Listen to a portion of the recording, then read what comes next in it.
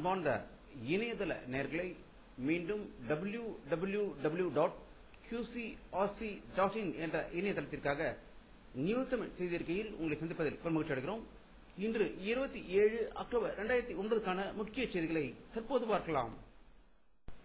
திராவிட தமிழ் மன்னர்களால் கட்டப்பட்டு உலகத்தையே வியக்க வைக்கும் கோயில்களில் ஒன்றான கும்பகோணத்தில் உள்ள திருநாகேஸ்வரர் ராகு கோவிலில் இன்று ராகு கேது பேச்சையை ஒட்டி அந்த ராகு கோவிலுக்குள்ள சுவாமிக்கு பாலாபிஷேகம் நடந்தபோது அந்த பாலை சிலையில் ஊத்திய போது அது நீல நிறத்தில் காண்பதை பக்தர்கள் தரிசித்ததாக திருநாவுக்கரசரிலிருந்து தகவல்கள் வெளிவந்து கொண்டிருக்கிறது.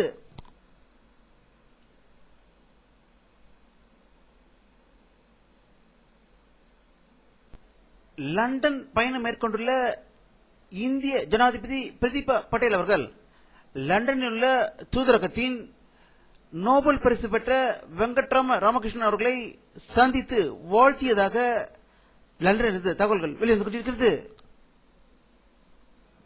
தமிழக முதல்வர் கருணாநிதி அவர்கள் பொய்யான செய்தியை வெளியிட்டிருப்பது தமிழக மக்கள் அதிர்ச்சி அடைந்திருப்பதாகவே இந்த பிபிசி செய்தி மூலம் தற்போது தெரிய வந்திருக்கிறது. தமிழ் செம்மொழி மாநாட்டில் இலங்கை தமிழறிஞர் சிவதம்பி அவர்கள் கலந்து கொள்வோர் என்று எனக்கு செய்தி அனுப்பினார் என்று கூறியிருந்தார். ஆனால் உலக தமிழ் செம்மொழி மாநாட்டில் கலந்து கொள்வதை பற்றி இன்றும் முடிவெடுக்கப்படவில்லை என்று அவர் பிபிசிக்கு பேட்டி அளித்ததால் தமிழ் அறிஞர்கள் அதிர்ச்சி அடைந்திருப்பதாக தகவல்கள் வெளிவந்து கொண்டிருக்கிறது.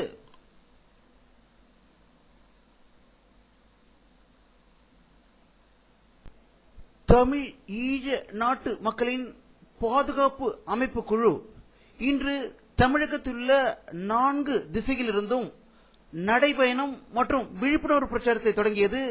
சென்னையில் பாட்டாளி மக்கள் கட்சி தலைவர் ராமதாஸ் அவர்களும், நாகர்கோயிலில் வைகோ அவர்களும், கோவையில் நெடுமாறன் அவர்களும் தமிழ் ஈழ விழிப்புணர்வு பிரச்சாரத்தை தொடங்கி வைத்ததால் தமிழக முழுவதும் இந்த பிரச்சாரம் மேற்கொள்ளப்படும் என்று சென்னையிலிருந்து தகவல்கள் வெளிவந்து கொண்டிருக்கிறது.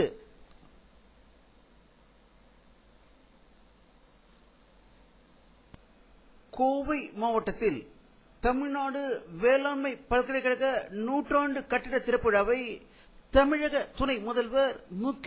ஸ்டாலின் அவர்கள் திறந்து வைத்ததாக கோவையிலிருந்து தகவல்கள் வெளிவந்து கொண்டிருக்கிறது.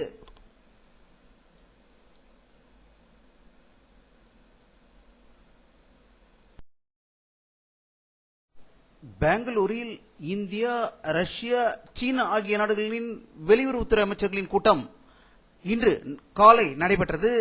கூட்டத்திற்கு பிறகு பேசிய வெளியுறவுத்துறை அமைச்சர் எஸ்.எம். கிருஷ்ணா அவர்கள் ஐக்கிய நாடுகள் சபையில் ஒதுக்கப்படும் நிதிகளை மிக உன்னிப்பாக கண்காணிக்கப்படும் என்றும் அது பயங்கரவாத நாடுகளுக்கு போய் சேருவதை தடுக்க வழிவகை செய்யப்படும் என்று உறுதியளித்ததாக பெங்களூரில் தகவல்கள் வெளிவந்து கொண்டிருக்கிறது.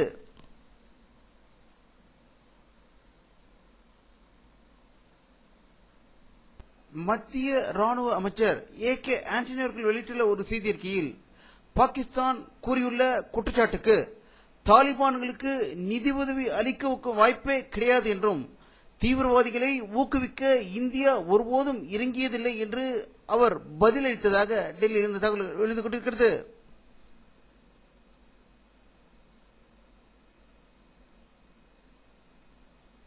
புவனேஸ்வருக்கு சென்று கொண்டிருந்த ராஜதானி எக்ஸ்பிரஸை மேற்கு வங்க மாநிலத்தில் உள்ள மாவோயிஸ்டுகள் தடுத்து நிறுத்தி அதனுடைய டிரைவர் இருவரை கடத்தி சென்றதாக ஒரு அதிர்ச்சி தகவல் மேற்கு வங்க மாநிலத்திலிருந்து வெளிவந்து கொண்டிருக்கிறது. அந்த 2 டிரைவரும் தற்போது மீட்கப்பட்டுள்ளதாகவும் செய்திகள் வெளிவந்து கொண்டிருக்கிறது.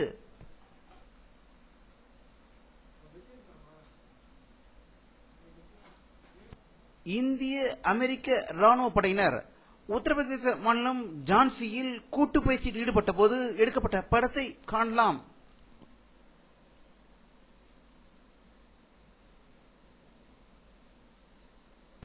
இந்திய அரசு வெளியிட்டுள்ள ஒரு செய்தி அறிக்கையில் பாகிஸ்தானில் தாலிபான்களுடன் பயங்கர போர் நடந்து வருவதால் இந்தியாவை சேர்ந்த சுற்றுலா பயணிகளோ அல்லது சில கோயில்களுக்கு செல்வதற்காகவோ பாகிஸ்தானுக்கு செல்ல வேண்டாம் என்றும் அங்கு ஆபத்தான பகுதிகள் அதிகம் இருப்பதால் மக்கள் பாகிஸ்தான் செல்வதை தவிர்க்க வேண்டும் என்று வலியுறுத்தியதாக டெல்லியிலிருந்து தகவல்கள் வெளிவந்து கொண்டிருக்கிறது.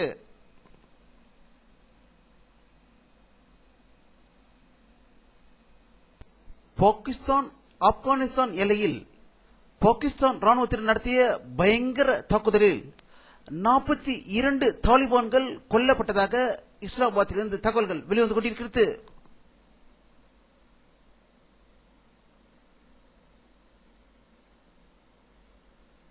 மத்திய கிராமப்புற மேம்பாட்டு இணை அமைச்சர் செல்வி அக்தா சங்மா அவர்கள் டெல்லியில் கை கழுவும் தினத்தை தொடங்கி வைத்து சிறுவர்கள் கை கழுவும் பழக்கத்தை ஊக்கப்படுத்த வேண்டும் என்று வலியுறுத்தியதாக டெல்லியில் இருந்து தகவல்கள் வெளிவந்து கொண்டிருக்கிறது.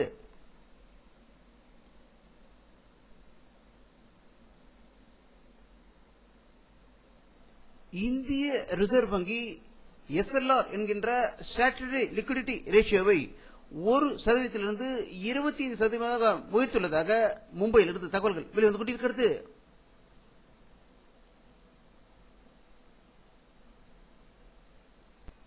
அடுத்த ஆண்டு டெல்லியில் நடைபெறும் காமன்வெல்த் போட்டிகளுக்கான தீப்பந்தம் மற்றும் அதனுடைய லோகோவை லண்டனில் ஒலிம்பிக் சங்க தலைவர் சுரேஷ் கல்மாடி, டென்னிஸ் வீராங்கனை சானியா மிஸ்ரா, துப்பாக்கி வீரர் அபினவ் பிந்த்ரா ஆகியோரிடம் ஒப்படைக்கப்பட்டதாக லண்டனில் இருந்து தகவல்கள் வெளிவந்து கொண்டிருக்கிறது.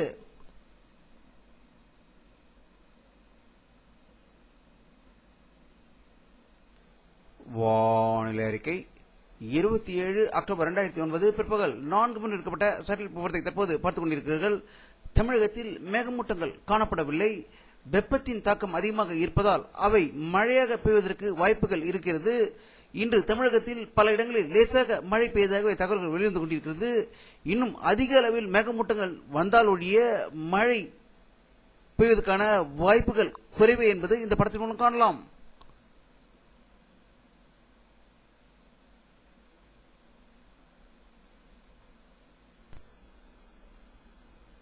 இத்துடன் இந்த செய்தி அறிக்கை நிறைவடைகிறது. மீண்டும் நியூ தமிழ் செய்தி அறிக்கையில் உங்களை சந்திக்கும் வரை உங்களிடமிருந்து விடைபெறுவது உங்கள் கே பாலாஜி. நன்றி.